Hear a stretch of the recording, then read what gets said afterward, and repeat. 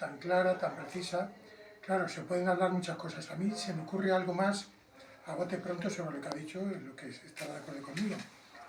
Claro, el totalitarismo, este último de lo que hablaba, consiste en cuando el Estado, el gobernante, se atreve a traspasar los límites que le competen a él para meterse, por ejemplo, en los que corresponden a la familia, al Estado, a la Iglesia, etc. Totalitarismo fue la desamortización de Mendizábal.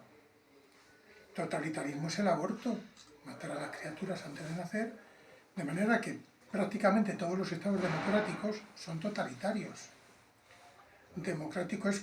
Totalitario es confiscar a los ciudadanos sus bienes. Es decir, que estamos ante una serie de males tremendos, ¿no? Que califican no solo al Estado comunista, sino también al democrático como totalitario.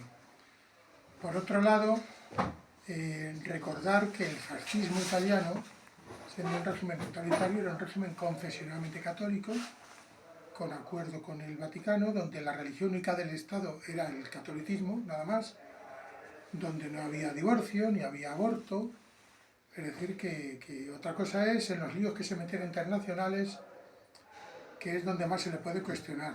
La invasión de Abisinia y otras que se justificó como una terminación del régimen de esclavitud y de situaciones malas que había allí, un derecho humanitario de injerencia que algún día habrá que recuperar también si las sociedades vuelven a su cauce. Es decir, habría que ingerirse en algunos países, claro, pero es que ahora nos tendríamos que ingerir en casi todos.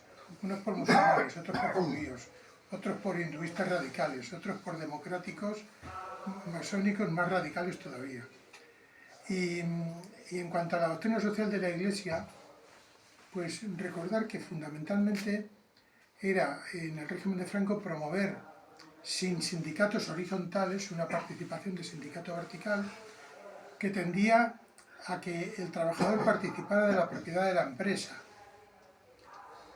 Si no totalmente en régimen de cooperativa o en régimen individual, el taxista era propietario de su taxi, a diferencia de Estados Unidos, que los taxistas dependen de una compañía de taxis o de un Estado comunista, que los taxis son del Estado, pues aquí cada cual tenía su taxi, el campesino su campo. De hecho, Franco promovió mucho con el Instituto Nacional de Colonización que las familias tuvieran sus propias tierras, pero sin necesidad de expropiar por las buenas a todo el mundo, sin colectivizaciones totalitarias estatalistas. Es decir, con diversos tipos de propiedad. A veces el Estado tenía que tener, por ejemplo, pues la industria del armamento o ciertas acerías, ciertas industrias a las que no llegaba la iniciativa privada. Subsidiariamente el Estado intervenía, pero dejaba una libertad a la economía, dejaba la libertad de empresa, pero, por ejemplo, los bancos, aparte de que no tenían un poder omnímodo, los directivos de los bancos no tenían una capacidad política, no podían intervenir en política. Eran probos funcionarios, administradores de lo que tenían y representantes de los accionistas y también de sus empleados y de los ahorradores. Las cajas de ahorro, que eran el 50% del sistema financiero español, no eran capitalistas, eran de los depositarios y empleados. Pero en los que eran capitalistas, en las sociedades anónimas, gracias a Raimundo Fernández Cuesta, ministro de Comercio en ese momento, obligaba a que en los consejos de administración de cada empresa capitalista hubiera por lo menos 2 representantes de los trabajadores. No eran mayoría, pero les permitía ver todo lo que se gestionaba. Todo esto que ahora se hace bajo cuerda, el modelo máximo es el socialismo, claro, que es la corrupción institucionalizada, que es la mentira, que es el robo a manos llenas. Frente a todo eso, un régimen probo que hacía justicia social y que permitía que un trabajador pudiera tener 6 o 8 hijos, la mujer no trabajaba y él solo los alimentaba a todos, pero además conseguía una vivienda en propiedad y más adelante su cochecito utilitario y más adelante pues su pequeño apartamento en la playa o en la sierra. Es decir, que era un régimen de bienestar, de paz social, un régimen bendecido por la gracia de Dios, con poca delincuencia, con una paz social, con una paz familiar estable. Es decir, los grandes beneficios de seguir la confesionalidad católica del Estado y de seguir la doctrina social de la Iglesia son los que tenemos a la vista está en el régimen de Franco. Por eso lo odian tanto, porque es el ejemplo claro del contraste contra lo que son ellos. ¿Qué representan Franco y José Antonio y el carlismo y la tradición de la Iglesia y el régimen católico? Pues representan prosperidad, bienestar, paz, un Estado saneado en sus finanzas, un Estado que no se mete en guerras así como así, que no depende de potencias ni conglomerados mundialistas ni de las sectas. Eso es lo que permite ser un Estado confesional católico, y donde los trabajadores están representados hasta en las Cortes. ¿Por qué hay que estar representados por las mafias de los partidos políticos, que son mafias corruptas, criminales, asesinas y ladronas? ¿Por qué? Ellos son la legitimidad.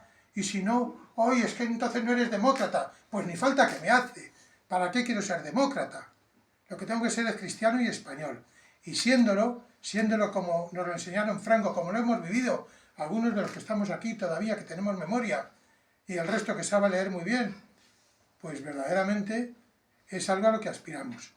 De manera que este tesoro precioso de estos ideales, de estos principios que salvaguardamos, es la misión que tenemos encomendada y que no depende del número, sino de la fidelidad, de la fe, del amor, de la caridad, del servicio, de la disciplina, de la unidad, del trabajar por todos estos principios sagrados que nosotros defendemos.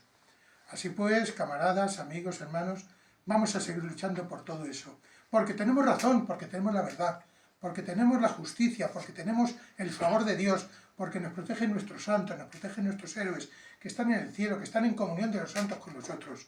Porque somos verdaderamente unos elegidos, porque somos gente a la que Dios ama y que amamos a Dios. Y por tanto, con esta seguridad, con esta entrega, con esta capacidad de lucha y de amor, siguiendo la estela de nuestros antepasados, de la España una grande y libre, decimos una y otra vez: ¡Arriba España! ¡Arriba! ¡Y viva Cristo Rey! ¡Viva! Yo creo que con esto nos vamos a ir.